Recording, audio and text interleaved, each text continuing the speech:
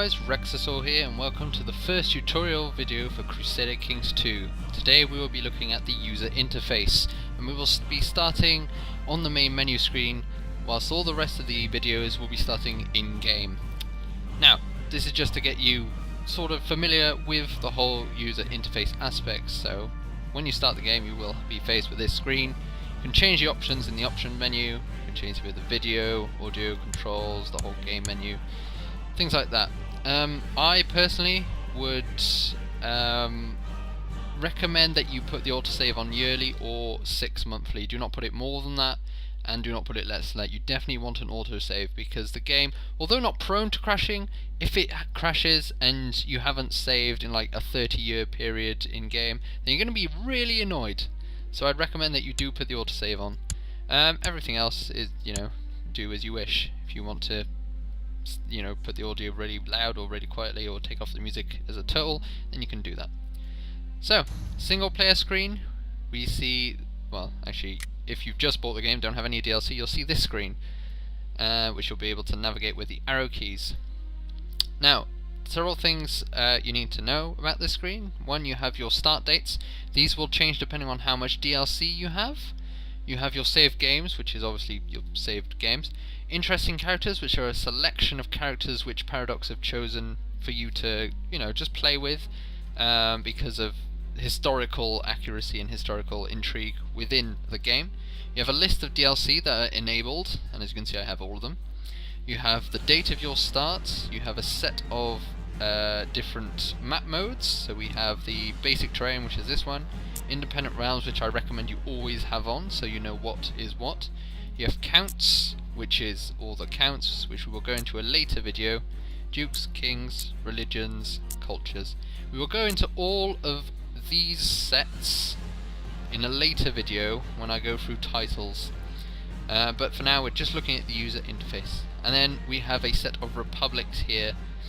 Now, we're going to play as Galatia for all of the tutorial because they're the ones that I think are very useful for tutorial, and it's the one that when I did my first tutorial videos I did it on, so I sort of like having that. Down here we have Iron Man mode, it's the only way you can get achievements in Crusader Kings 2, but there's a monthly autosave, and I recommend you don't play this if when you just start the game. Just play a normal game at your pace. And then finally got random character, which is just a character selected completely at random from all the possible playable characters in the whole of this game. And yeah, that's for pretty much advanced players, and just do that. So we're going to play as a King Garcia II of Galatia, and you click the big play button and we'll be able to start, so I shall see you in game.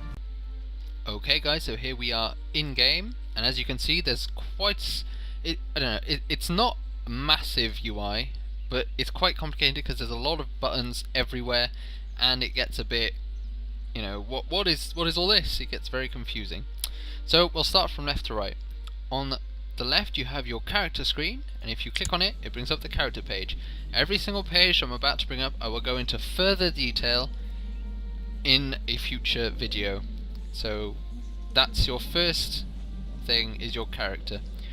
The first proper tab is your council tab, which puts up a list of your councillors. Next we have your laws, which bring up your laws, your technology, your military, your intrigue, your factions, and your religion. All of these have the go back to button, which brings you back to the previous page that you've clicked, and then you have the close, which closes it completely. Now, just through looking at all those pages, you're probably going, oh my god, there's a lot of stuff in here. Yes, there is, but it's once you know what everything is, then it becomes much less daunting, and you can move through it very quickly. Next, we have these two alerts symbols at the top of the screen. Whenever you get an alert symbol, it will come up here. Now, they all have a different picture, and you will learn what each of them do, but all that's safe to know is that they pretty much tell you straight away. You just mouse over it, tells you exactly what's wrong. So in this point, our rulers are married. If I click on this, it will bring up the character screen and the fact that I have no wife. We will go, like I said, into characters in a later video. And then we also have pick an ambition, which once again, choose an ambition, and then we'll do that. Now there can be other ones up here, such as press a claim, or there's a revolt. Other stuff like that will come up. Next, on this side of the screen, we have this part is always up and is probably the one you'll be looking at the most, although not clicking on it because it's not really something you click. Firstly, we have our wealth. This is how much money we have. If we look over the numbers, we can see the exact wealth and also the amount of money you get per month. Next, we have prestige, which is how much people will like you in game. The more prestige, the more people like you. The more prestige is sort of someone with 2,000 prestige is on the par with Alexander the Great, if you look at it in real terms. And this will go up on a monthly basis as well. Next we have piety, which just like prestige but on a religious scale. So the more religious you are, the more piety you have, the more you look like, I don't know, a saint basically. Someone with 5,000 piety is a saint to that extent. And that goes up on a monthly basis. Next we have our demesne size, which is the amount of counties that your character owns, and we will go into that when we visit counties in a later video. And then you have your total country size. So this is how much land is under your control, and this includes baronies, counties, and land as a total, and we will go that into a later video again. And then you have your score. Now the way Crusader Kings 2 works is that it adds your piety to your prestige on the death of your character, and it adds it up in your score. The aim of the game is to get the score as high as possible before your dynasty runs out or you reach the end date. And then it will compare it to a set of historical dynasties, such as the legendary Capetans kings of France, who ruled for over 500 years, and you have to somehow beat them through you yourself going through the dates and doing great things, and you basically gain prestige through waging wars and piety through waging holy wars and things like that. Next you have your high priority messages. Now as time goes on you will accumulate some high priority messages. Right now we don't have any because nothing's really happened. And then we have some low priority messages which are less important, obviously. If you put your mouse over this tab here, it takes out your demesne. So this is everything we own as a character, so it coincides to these two provinces here. It tells us their wealth, their how strong they are at defending, their fort level, that's what it's called, I'm looking for that. If you highlight over it, it comes over it. As well as the amount of men that they can raise in one, they can raise if they are called upon. If you click on this button here, it brings up a whole set of tick boxes which you can tick or untick, so as they'll come up basically when it happens. So say there's a trade going on, that will come up here as well. Say we disable one of these alerts, that will also come up here, and we can re-enable it and things like that. And then finally we'll look along the map section. So there's quite a lot of map things. This will be empty for you when you just start the game, and I shall show you why. So first we have the terrain, which is the same as on the main menu screen. It just gives us a nice rendered terrain, which is very nice, very pretty. Also enables you to know what kind of terrain your armies will be fighting in. So this terrain is foresty, while this one is hills. Then we have Independent Realms, which I recommend everyone should have this mode enabled for about 95% of the whole game. You will be in this mode, so you know where your borders end and where someone else's start, for example. It also, if you go out, scroll out, you will see that there are names for the whole kingdom. So this is the Kingdom of France, but if I zoom in, I can see the individual names of counties. Then you have diplomatic relations, so you know who's allied with you, and as we can see, the king of this place is allied with us, this is allied with us, this is allied with us, this is allied with us. Everything in orange is neutral, and everything is red is enemy, but we're not enemies with anyone yet.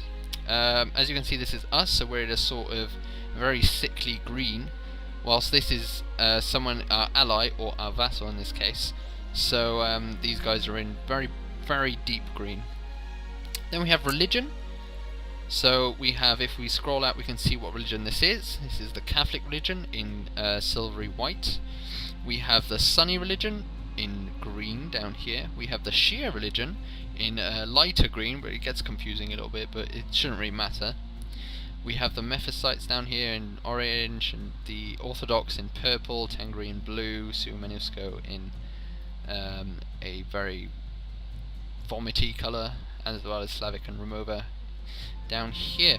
And then you can see that there are some dotted lines in some counties. These are counties which are Catholic, but are owned, in this case it's Catholic, but it's owned by a Muslim ruler. So the county itself is Catholic, but it's not owned by a Catholic. So that would be how that worked. We have cultures, which as you can see are different cultures. So we've got the Castilian culture, the Portuguese culture, Andalusian, and this comes into play much later on, and I'll go through cultures. But that is just the map. So cultures, we have the economy. The more green the county is, the more money it gains. So as you can see, the red ones down here do not get a lot of money and are very bad, whilst the very light ones, such as this one here, get a lot of money through taxes. Then we have de jure duchies. You will be using these three very often. De jure duchies, which shows you basically the duchies. Kingdoms, which shows you whole kingdoms. And empires, which shows you whole empires. And de jure means by law, so these are the by law borders of the empire in this case, or the title. So in the duchy you need these two to form the duchy, and so on and so forth. And this will help you wage wars, or know what wars to wage, so on and so forth. Revolt risk, the darker the colour, the more chance of a revolt risk there is. Dynasties tells you the dynasty of the general people who live there. So as you can see, everyone here is from the same dynasty, and that is the whole point of winning the game, is your dynasty needs to get the best score. Opinions, which is how much people like you. The greener is, the more they like you, and vice versa. Direct vassals, which is basically the people directly under you. So as you can see down here, I have only one direct vassal, which is this duke here. And we also have republic trade zones, which is only used for trade republics, which so you won't really use them unless you play as a trade republic. And we have family trade zones, which if you click on, say, Venice, should come up with each individual family. So as you can see, there are also tabs here. You can drag and drop tabs into these so that they can be easily accessible. So I have independent realms here, de jure duchies, religion, kingdoms, and diplomatic relations as my selected ones. In addition, we have the final area here. This plus will give you a message log, which is basically just the messages here, so I don't really use them that much. We have the main menu. We have the ledger. The ledger, which I'd never ever use, but it tells you all the taxes and stuff, as well as other stuff overall. But there's a lot of numbers, and they really overcomplicate stuff. Home province, which is, say you're doing something over there and your empire is really big and you really want to go back to your home province, you can just click there. We have find title, which is literally just find duchy, or no, it would be duke, wouldn't it? Duke, no, it would be duchy. Duchy of Perm.